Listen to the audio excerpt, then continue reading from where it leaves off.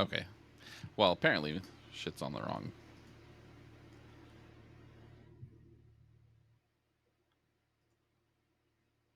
It really isn't, and I don't understand what is.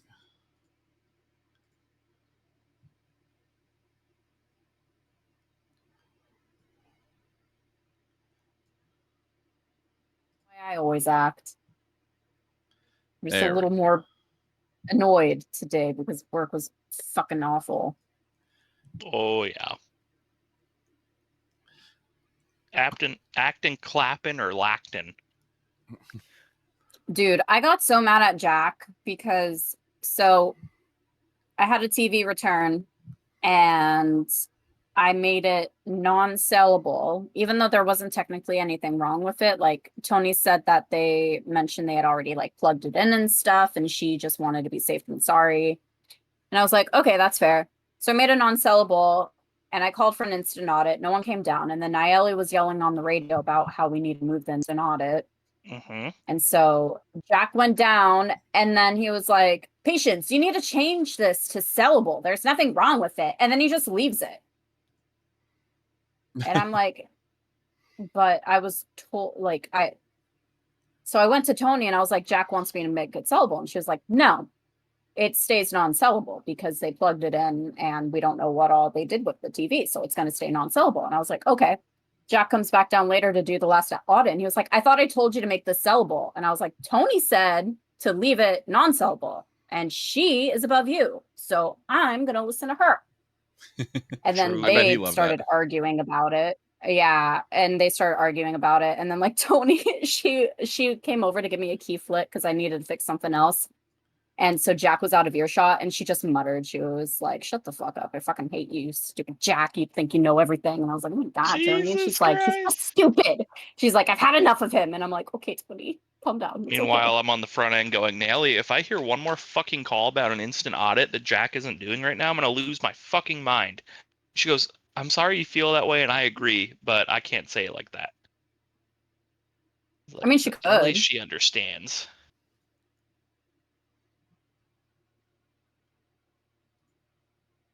Yeah, I really wish they would just send Jack to like the abyss of night merch. Well, so there's two supervisors there that they are basically trying to hide because they don't know what to do with fucking Renee or Jack. Renee either. I was about to say, is Renee one of them? Because they're just like, why is he even a supervisor? Hey, buddy. Say hello to my stream. I'm live right now, bud.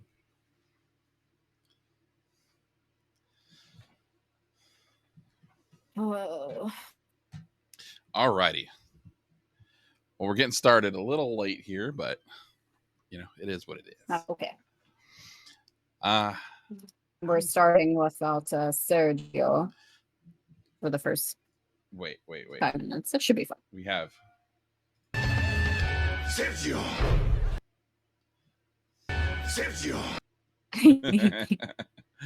I have one on mine too now. I had to create. Oh my God. I see the Stelios too. Yes, and I also have a Stelios.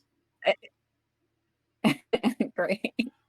So that means we're going to be seeing Stelios again, I'm assuming? Well, you never know. Is that going to be his intro? Stelios. All right. So. Music just gets louder and louder. Would anybody care to recap from last week? So we infiltrated the Brass Collegium's annex, and the first room we went into was like this electrical mesh wiring floor. Raccoon almost bit the dust because he decided to run forward. We almost died. We went into the command center where we met a very nice robot who turned not so nice because the raccoon missed one of his sleight of hand rolls to fiddle around in his brain. And then we met the stitch-lipped man, and he almost TPK'd us, but he was rolling like shit. So we survived, and he died. We found box, oh god, what was it? 13 or 17. I have it written down somewhere. We found the box that we needed to find, and then we snuck out to a little hidey hole that the Goye had. Get on the ground. Yes, get on the ground. Box 17 WSM. Perfect. And so with that, you did get like a list of items that you guys have taken from the vault. Some of those items are starting to paint a picture of a little bit more of the Hexborn murders, a little bit more specifically of the stitch lipped man and the ties to previous murders from over 100 years ago. And so knowing that you have some time right now within this safe house to kind of gather your thoughts before your next steps of um, you know getting this information to the hands that need it.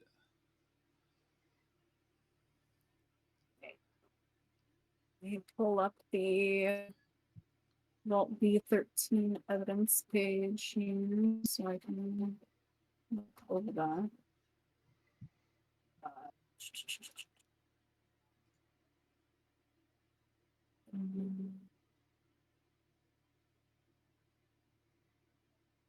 Chain of custody. Well, I'm gonna try and clean off my fur because it's still a little singed.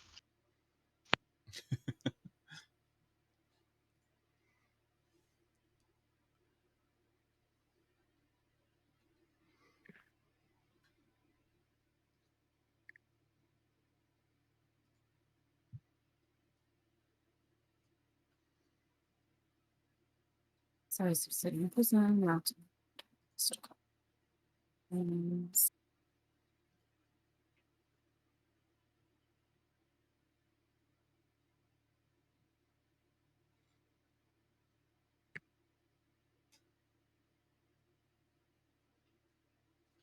so with the chain of custody sleeve, it's a charred leather folio. Is there anything inside it that has any more evidence that we haven't read through yet? No, but it does lead to the fact that that it was part of the case files that was from over 100 years ago when the fire happened in the original storage area that they had, that the guild had this stuff in previously. So it's just further proof that they stole it. Yeah. Okay.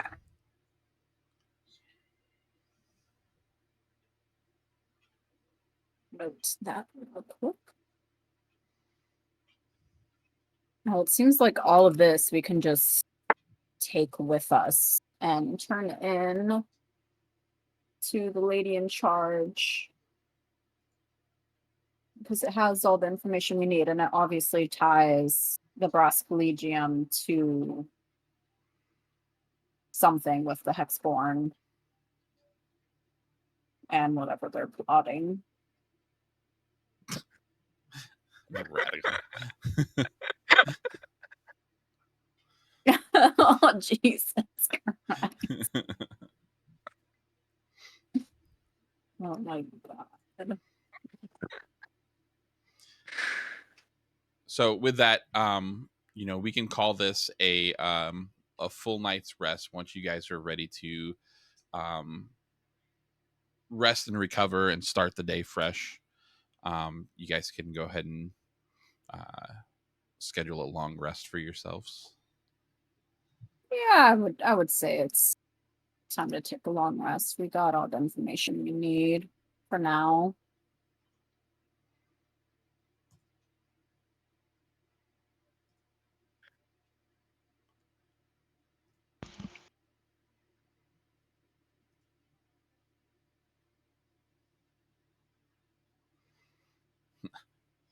Boulder's just Here on comes the the Boulder just on the cold tiles like a house cat. Hell yeah.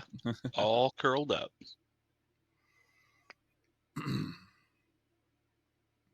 So as morning breaks, you hear a familiar knock on the door.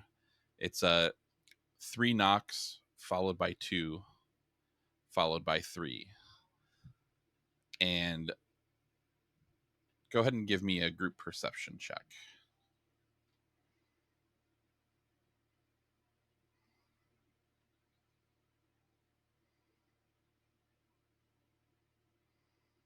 Damn skibbity. Oh, that's not good. Well, so 2 of you were paying attention in class. And you remember that as the signature knock of entry for, like, the safe houses, knowing that another guild member is entering. And there's a knock at the door in the front entrance here.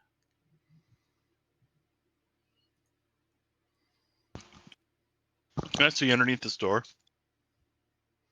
I mean, you could try. How do I do that? Performance? Um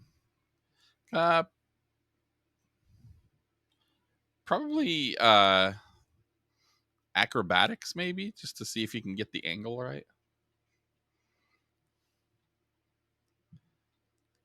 Can I stick my snout through partway through the door and Yeah, peer in?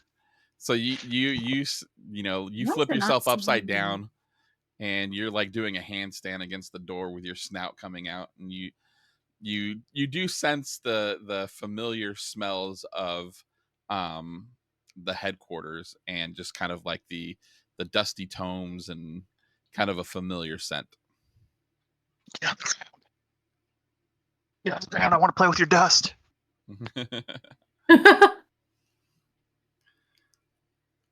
Is anybody gonna answer the door? I mean, Supposedly, I wasn't paying attention in class, so. Sure. I mean,